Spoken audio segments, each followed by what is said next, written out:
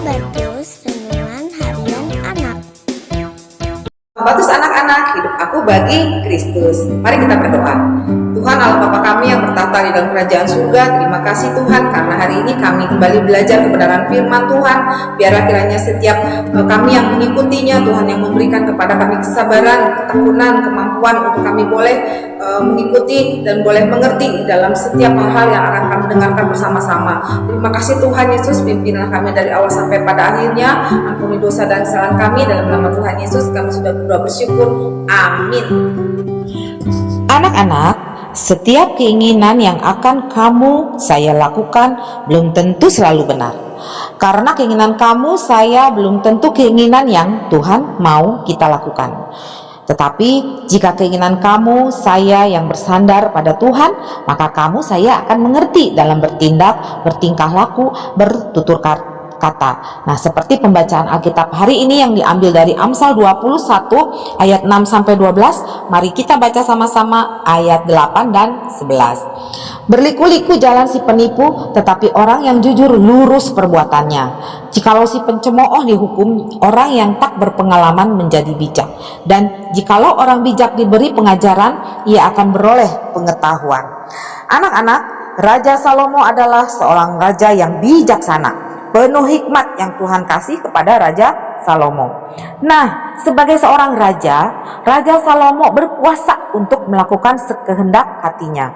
Walaupun begitu, Raja Salomo tahu, dia sadar bagaimanapun berkuasanya Raja Salomo, dia harus tunduk kepada Allah.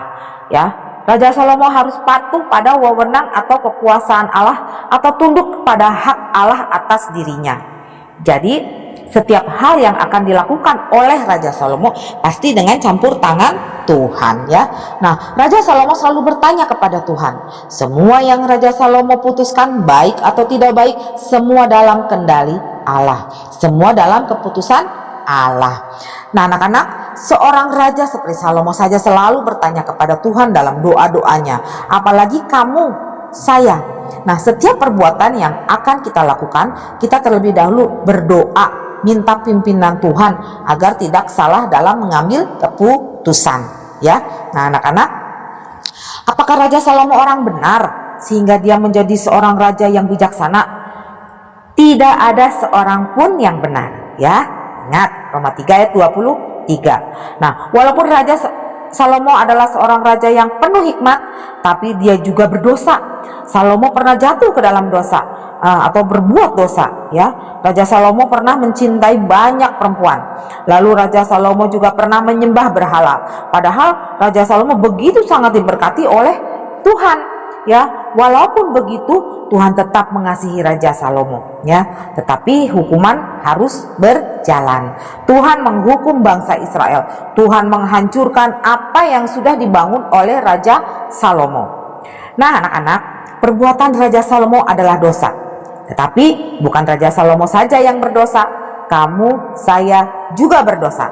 Nasihat Raja Salomo kepada kita melalui kitab Amsal ini begitu luar biasa, agar kita mau tunduk kepada Tuhan, jangan mengikuti kemauan diri sendiri.